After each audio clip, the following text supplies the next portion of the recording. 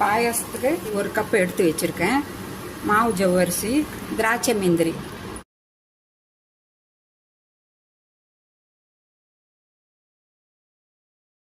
பாருங்க, லைட்டாக கொஞ்சம் கலர் சேஞ்ச் ஆகிடுச்சு. இப்போ திராட்சையை போட்டாச்சு. திராட்சையெல்லாம் பாருங்கள் நல்லா பந்து மாதிரி நல்லா உப்பி வந்துடுச்சு. இது எடுத்துடலாம். இப்போ இதில் இந்த நெய்யிலேயே இந்த ஜவ்வரிசியை போட்டு வறுத்துக்கலாம்.